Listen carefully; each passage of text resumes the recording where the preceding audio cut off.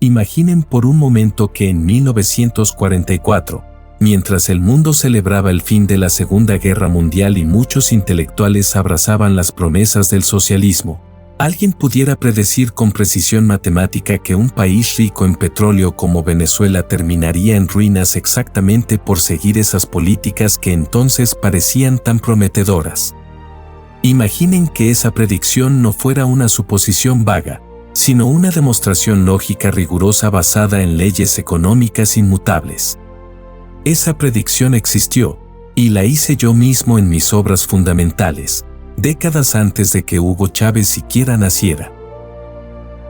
Lo que presenciamos hoy en Venezuela no es una tragedia impredecible ni el resultado de factores externos misteriosos.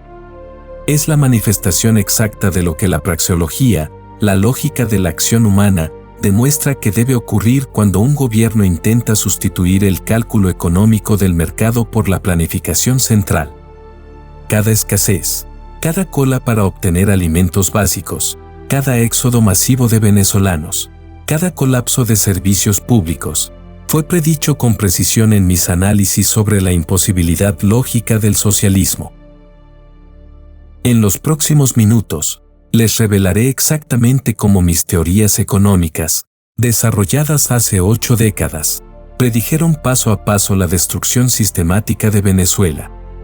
Comprenderán por qué no fue casualidad que el país con las mayores reservas petroleras del mundo se convirtiera en uno de los más pobres del continente. Descubrirán las leyes económicas inmutables que hicieron inevitable este colapso desde el momento en que se abandonó la economía de mercado. Y más importante aún, entenderán por qué estas mismas leyes siguen amenazando a cualquier país que repita los errores venezolanos. Esta no es una lección de historia, sino una advertencia urgente basada en ciencia económica rigurosa. Porque las fuerzas que destruyeron Venezuela no desaparecieron con su colapso, siguen activas en cualquier lugar donde gobiernos prometan prosperidad a través de controles, subsidios y planificación central. Capítulo 1. Los fundamentos praxeológicos, porque el socialismo siempre fracasa. Permítanme comenzar estableciendo los fundamentos científicos que hicieron posible predecir el colapso venezolano con décadas de anticipación. La praxeología, la lógica de la acción humana, nos enseña que toda acción humana persigue fines mediante el empleo de medios escasos que tienen usos alternativos. Este axioma fundamental, que ningún ser pensante puede negar sin contradicción, contiene en sí mismo toda la ciencia económica. Cuando desarrollé la teoría del cálculo económico en Socialismo 1922, demostré que sin propiedad privada de los medios de producción es imposible el cálculo económico racional. Esta no era una opinión política o una preferencia ideológica, era una demostración lógica tan rigurosa como un teorema matemático. Los precios de mercado, que emergen únicamente del intercambio voluntario entre propietarios privados, son la única forma conocida por la humanidad de comparar racionalmente el valor de diferentes bienes y servicios. Venezuela proporcionó el laboratorio perfecto para verificar esta teoría. Cuando Hugo Chávez comenzó a expropiar empresas privadas y sustituir precios de mercado por decretos gubernamentales, no estaba simplemente adoptando una política económica alternativa, estaba eliminando sistemáticamente la posibilidad misma del cálculo económico racional. Cada expropiación, cada control de precios, cada empresa del pueblo creada por decreto, representaba un paso más hacia la ceguera económica total. La praxeología predice que cuando los administradores no pueden conocer los costos reales de producción, porque los precios han sido distorsionados o eliminados por la intervención estatal, inevitablemente tomarán decisiones que destruyen riqueza en lugar de crearla. No es que estos administradores sean malvados o incompetentes, aunque puedan serlo, sino que carecen de la información necesaria para actuar racionalmente. En mis años de formación en Viena, observé directamente cómo la planificación de guerra destruía la economía austriaca al eliminar los mecanismos de precios que guían la producción. Venezuela repitió exactamente el mismo error, pero de forma permanente y sistemática. Cuando Chávez declaró que los precios los iba a fijar el pueblo a través del gobierno, estaba declarando la guerra contra la realidad económica misma. La diferencia crucial entre Venezuela y los países que mantuvieron cierta prosperidad no radica en factores culturales, geográficos o históricos, sino en el grado en que preservaron o destruyeron las instituciones que permiten el cálculo económico. Donde quiera que encontremos propiedad privada protegida, libertad de intercambio y precios determinados por el mercado, encontramos coordinación económica exitosa. Donde estos elementos son eliminados, encontramos caos, como era lógicamente predecible. La tragedia de Venezuela valida completamente la praxeología como ciencia. No necesitábamos esperar los resultados para saber que el socialismo del siglo XXI fracasaría. Las leyes de la acción humana ya habían demostrado su imposibilidad lógica décadas antes de que comenzara el experimento. Capítulo 2. La predicción exacta, como Socialismo 1922 anticipó Venezuela. En mi obra Socialismo, publicada en 1922, no me limité a criticar el socialismo desde perspectivas morales o políticas, demostré su imposibilidad lógica mediante un análisis sistemático del problema del cálculo económico. Lo que muchos no comprenden es que este análisis constituía una predicción específica y verificable sobre lo que ocurriría en cualquier sociedad que intentara eliminar la propiedad privada y los precios de mercado. Escribí entonces, donde no existe libre mercado, no puede haber precios monetarios para bienes de producción. Sin estos precios, el cálculo económico se vuelve imposible. Esta no era una hipótesis para futuras investigaciones, sino una conclusión lógica derivada del análisis de la acción humana. Venezuela, 8 décadas después, proporcionó la verificación empírica perfecta de esta deducción teórica. Cuando Hugo Chávez expropió empresas petroleras, siderúrgicas, cementeras y agrícolas, eliminó precisamente los precios de mercado que permitían calcular la eficiencia de estas operaciones. PSA, que había sido una empresa competitiva internacionalmente, se convirtió en una caja negra donde era imposible distinguir entre actividades rentables y destrucción pura de capital. Sin precios de mercado para guiar las decisiones, los administradores socialistas necesariamente tomaron decisiones irracionales que despilfarraron los recursos petroleros del país. En Socialismo también demostré que los administradores socialistas, al carecer de cálculo económico racional, inevitablemente sustituirían criterios económicos por criterios políticos en sus decisiones. Venezuela ilustró perfectamente esta predicción. PSA dejó de ser una empresa petrolera para convertirse en un instrumento de redistribución política, empleando personas por lealtad ideológica en lugar de competencia técnica, subsidiando combustible a precios irracionales y financiando programas sociales que destruían los incentivos productivos.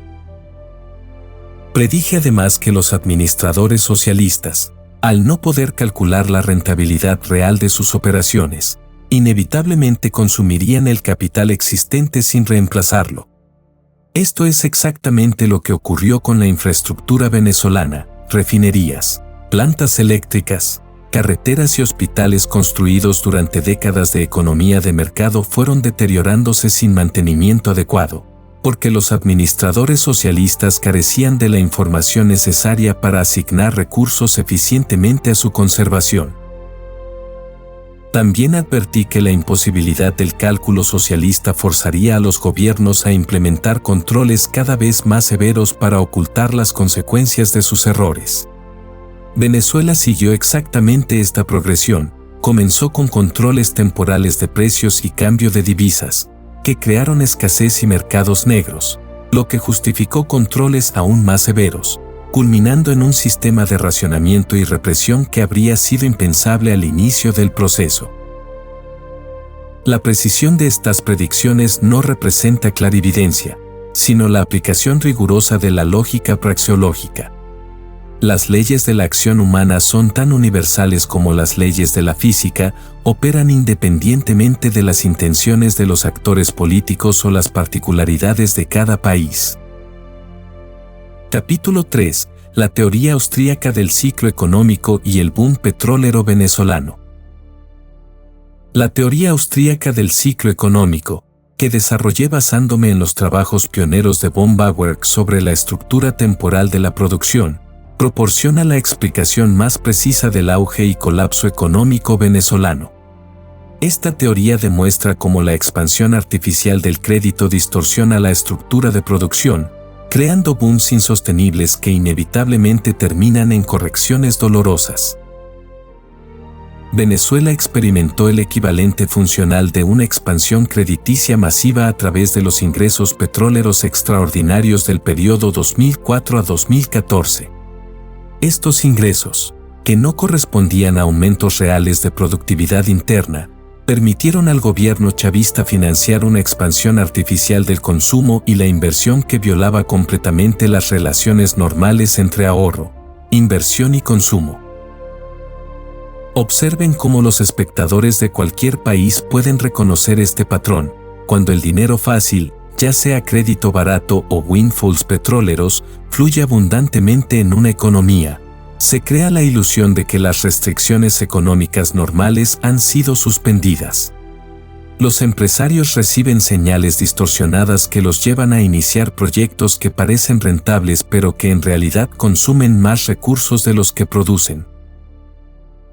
En Venezuela, los petrodólares financiaron importaciones masivas de bienes de consumo subsidiados, programas sociales expansivos y proyectos de infraestructura grandiosos que ignoraban completamente los costos de oportunidad reales.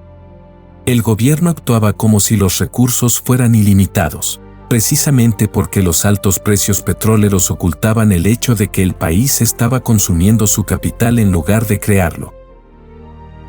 Mi teoría del ciclo predice que estos booms artificiales contienen las semillas de su propia destrucción. Cuando los precios del petróleo comenzaron a declinar después de 2014, Venezuela descubrió que había construido una estructura económica completamente dependiente de ingresos extraordinarios insostenibles. La economía real, la capacidad productiva del país, había sido sistemáticamente destruida durante los años de abundancia petrolera mal administrada. La corrección fue particularmente severa porque el gobierno chavista había eliminado los mecanismos de mercado que normalmente permiten ajustes graduales durante las fases descendentes del ciclo. Los controles de precios impidieron que los precios relativos se ajustaran para reflejar la nueva escasez de divisas. Los controles cambiarios crearon múltiples distorsiones que hicieron imposible una reasignación eficiente de recursos. Las regulaciones laborales impidieron los ajustes necesarios en el empleo. El resultado fue que Venezuela experimentó el colapso sin los mecanismos correctivos que permiten la recuperación. En una economía de mercado libre, las recesiones, aunque dolorosas, eliminan las inversiones erróneas y reasignan recursos hacia usos más productivos. En Venezuela, los controles gubernamentales perpetuaron las distorsiones, convirtiendo una corrección temporal en un colapso permanente.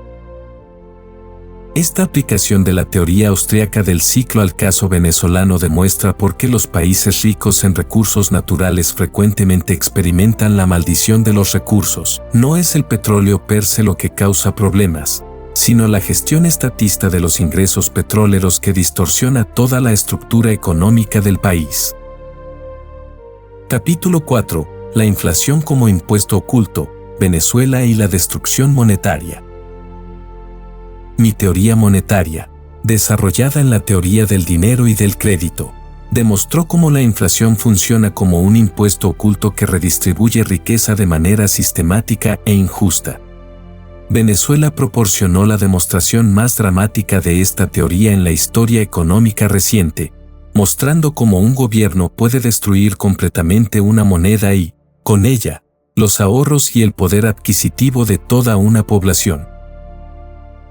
Cuando analicé los efectos redistributivos de la inflación, expliqué que los primeros receptores del dinero recién creado se benefician a expensas de aquellos que lo reciben último. En Venezuela, este proceso fue particularmente claro. El gobierno chavista y sus aliados políticos recibían primero los bolívares recién impresos, permitiéndoles comprar bienes a precios aún no inflados, mientras que los ciudadanos comunes experimentaban la pérdida de poder adquisitivo cuando estos bolívares finalmente llegaban al mercado general. La hiperinflación venezolana siguió exactamente la progresión que mi teoría monetaria predice. Comenzó con incrementos moderados en la emisión monetaria para financiar gastos gubernamentales que no podían cubrirse con ingresos genuinos. Estos incrementos iniciales crearon presiones inflacionarias que el gobierno intentó combatir con controles de precios, los cuales, como era predecible, causaron escasez y crearon mayor presión para aumentar la emisión monetaria. La dinámica se volvió autodestructiva.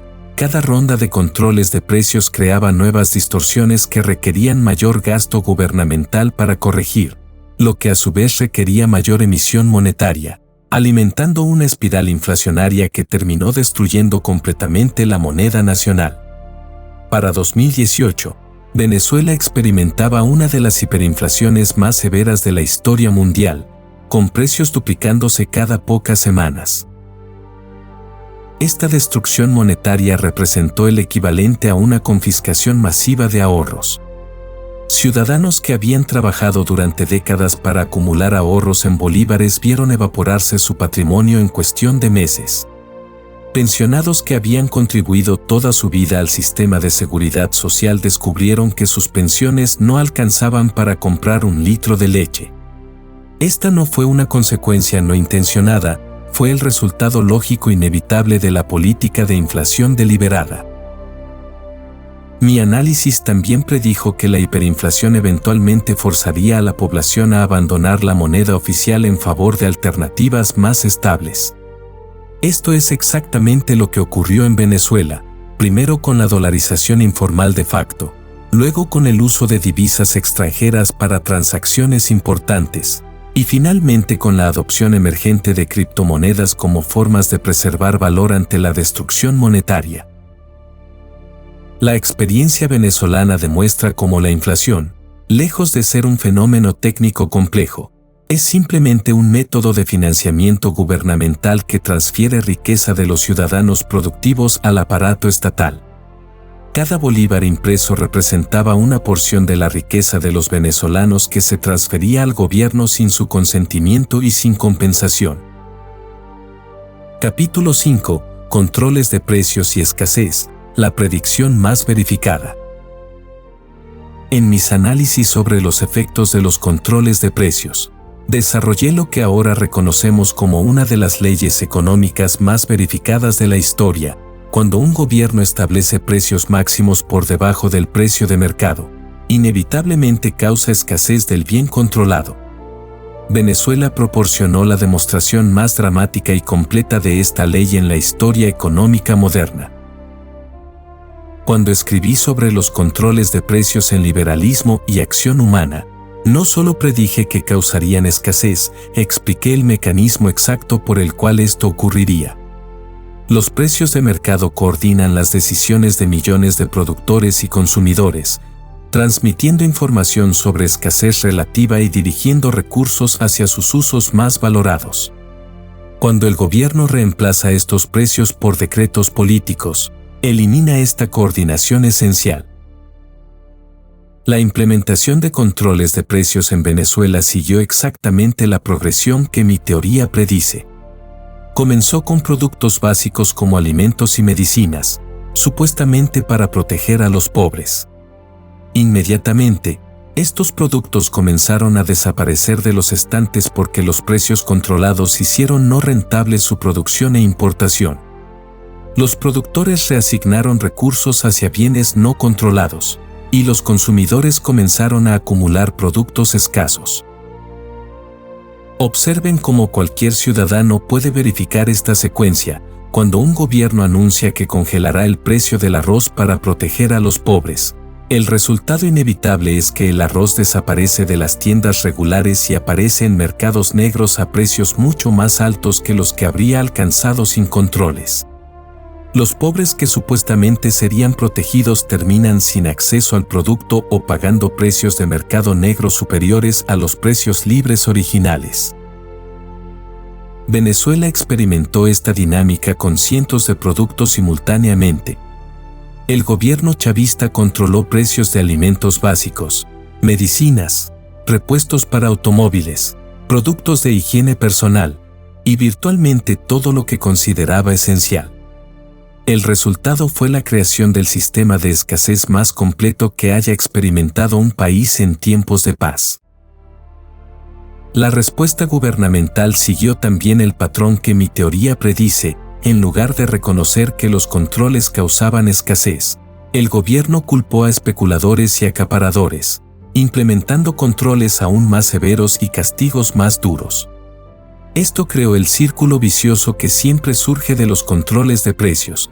Cada nueva medida de control genera problemas que justifican controles adicionales, hasta que la economía entera queda paralizada.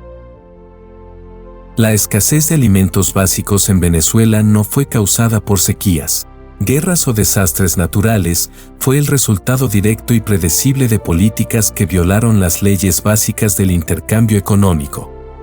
Países vecinos con recursos naturales similares o inferiores mantuvieron abundancia de alimentos simplemente porque respetaron los mecanismos de precios que coordinan producción y distribución.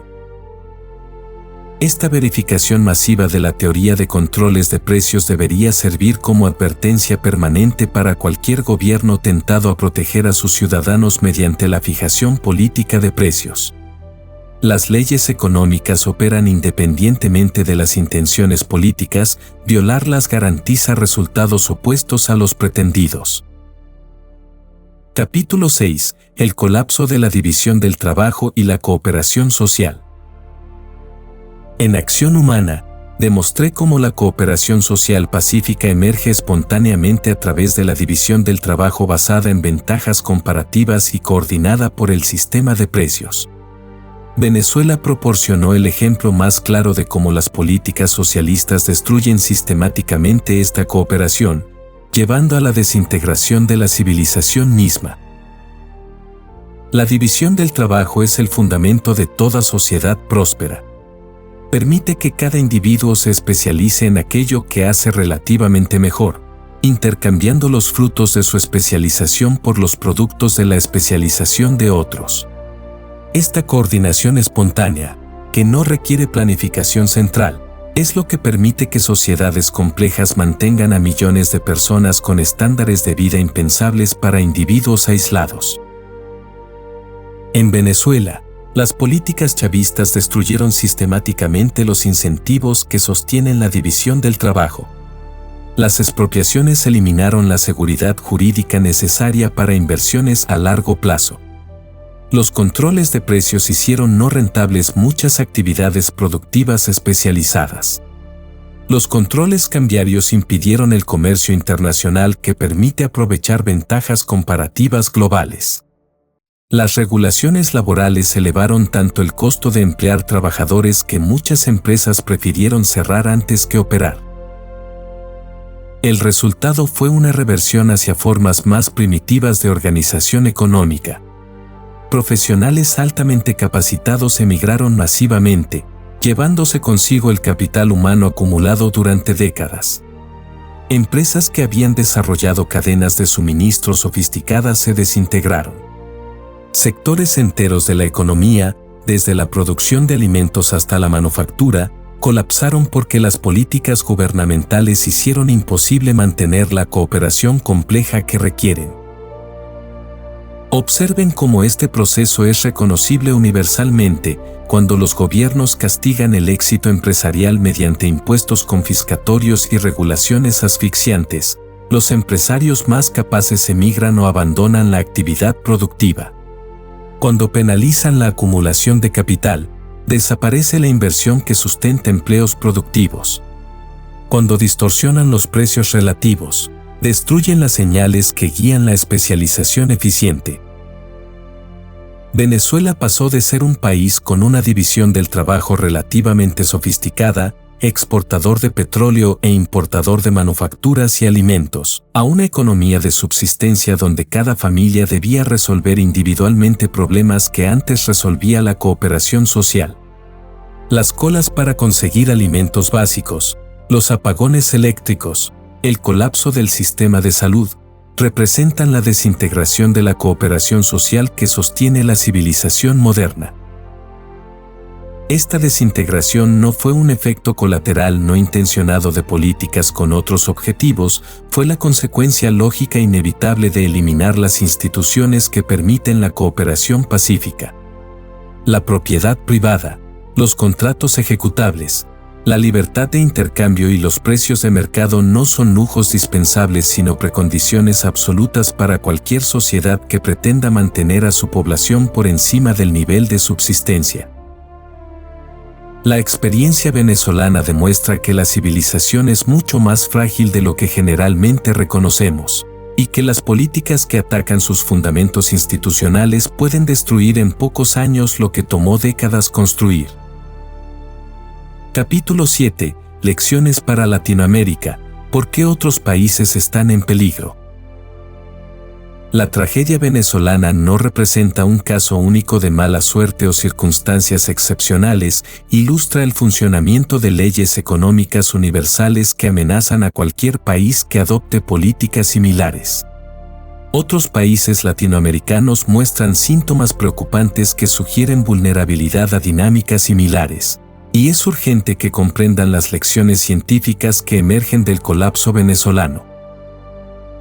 Argentina, por ejemplo, ha experimentado repetidamente muchos de los errores que llevaron al colapso venezolano, controles cambiarios que crean mercados paralelos y distorsiones masivas, emisión monetaria para financiar déficits fiscales que genera inflación persistente, controles de precios que causan escasez de productos básicos, y políticas redistributivas que desincentivan la producción. Cada vez que Argentina implementa estas políticas, experimenta crisis similares a las venezolanas, aunque generalmente corrige el rumbo antes de llegar al colapso total. México enfrenta presiones similares con propuestas recurrentes de expandir el rol del Estado en la economía, fortalecer empresas públicas ineficientes como Pemex, y implementar políticas redistributivas que ignoran los incentivos productivos. El país ha evitado los errores más graves de Venezuela, pero la tentación populista permanece como amenaza constante. Colombia ha mostrado mayor resistencia a las sirenas del populismo económico, manteniendo instituciones relativamente sólidas y políticas macroeconómicas responsables. Sin embargo, la proximidad geográfica a Venezuela y las presiones sociales causadas por la inmigración masiva de venezolanos están creando demandas de intervenciones gubernamentales que podrían iniciar dinámicas peligrosas. Observen cómo este patrón es universalmente aplicable. Los países que mejor han resistido las tentaciones populistas son aquellos que han mantenido marcos institucionales que protegen la propiedad privada, limitan la emisión monetaria arbitraria, y preservan la libertad de intercambio. Países como Chile y Uruguay, que han mantenido políticas económicas relativamente ortodoxas, han evitado las crisis que han afectado a vecinos con políticas más intervencionistas. La lección fundamental para Latinoamérica es que no existen terceras vías entre la economía de mercado y la planificación central. Los intentos de combinar lo mejor de ambos sistemas inevitablemente evolucionan hacia formas cada vez más severas de intervencionismo, porque cada intervención crea problemas que aparentemente justifican intervenciones adicionales. Brasil proporciona un ejemplo intermedio, ha evitado los errores más extremos de Venezuela, pero mantiene un nivel de intervencionismo estatal que genera problemas crónicos de baja productividad, inflación persistente y crecimiento económico mediocre. El país tiene la oportunidad de aprender de la experiencia venezolana para evitar una deriva hacia políticas más destructivas. La clave para todos los países latinoamericanos es reconocer que las políticas que destruyeron Venezuela siguen siendo políticamente atractivas en toda la región. promesas de redistribución sin considerar incentivos productivos, expansión del gasto público sin considerar restricciones fiscales, controles de precios para proteger a los pobres, nacionalizaciones para recuperar recursos naturales para el pueblo. Todas estas propuestas generan apoyo popular precisamente porque sus consecuencias destructivas se materializan gradualmente. La experiencia venezolana debe servir como vacuna intelectual contra estas tentaciones. Cuando políticos prometan soluciones fáciles a problemas complejos mediante mayor intervención estatal, los ciudadanos educados deben recordar que Venezuela también comenzó con promesas similares y termina siendo uno de los países más pobres del continente. Conclusión. La predicción del colapso venezolano 80 años antes de que ocurriera no representó clarividencia sobrenatural, sino la aplicación rigurosa de las leyes científicas de la acción humana que desarrollé a lo largo de mi carrera intelectual. Venezuela no fracasó a pesar de sus abundantes recursos naturales y su población educada. Fracasó porque adoptó políticas que violaban sistemáticamente los principios fundamentales que permiten la coordinación económica pacífica. Cada elemento del colapso venezolano, la hiperinflación que destruyó los ahorros de toda una generación, la escasez de alimentos básicos en un país fértil, el éxodo masivo de ciudadanos hacia países más pobres pero con mayor libertad económica, el colapso de servicios públicos en una nación petrolera, fue la manifestación exacta de lo que la praxeología demuestra que debe ocurrir cuando se eliminan la propiedad privada, los precios de mercado y la libertad de intercambio. La tragedia es que este colapso era completamente evitable. Venezuela no necesitaba experimentar décadas de sufrimiento para verificar teorías económicas que ya habían sido demostradas lógicamente y verificadas históricamente en múltiples ocasiones. La información necesaria para evitar este desastre estaba disponible en las bibliotecas del mundo desde hace casi un siglo. Sin embargo, la verificación empírica proporcionada por Venezuela tiene un valor científico inmenso. Demuestra definitivamente que las leyes de la economía no admiten excepciones basadas en abundancia de recursos naturales, peculiaridades culturales o intenciones políticas benevolentes. Un país puede tener las mayores reservas petroleras del mundo, pero si adopta políticas que imposibilitan el cálculo económico racional, inevitablemente experimentará empobrecimiento y caos. Para los países que aún pueden evitar el destino venezolano, la lección es clara: la prosperidad sostenible requiere instituciones que protejan la propiedad privada, permitan precios libres determinados por intercambio voluntario, y limiten la capacidad gubernamental de interferir con la coordinación espontánea del mercado. No existen atajos hacia la prosperidad que eviten estas restricciones fundamentales. La experiencia venezolana también demuestra que las ideas tienen consecuencias reales y terribles. Las teorías económicas erróneas no son debates académicos inocuos cuando se implementan como política pública, destruyen vidas humanas reales. Por eso la batalla intelectual por la verdad económica no es un lujo académico sino una necesidad urgente para cualquier sociedad que valore la prosperidad y la paz social. Mi predicción sobre Venezuela se cumplió porque las leyes de la acción humana son tan inmutables como las leyes de la física.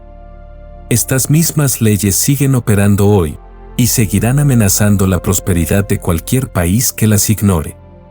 La ciencia económica austríaca ofrece las herramientas intelectuales necesarias para evitar futuras tragedias venezolanas, pero solo si los ciudadanos y gobernantes tienen la sabiduría de estudiarla y la voluntad de aplicarla.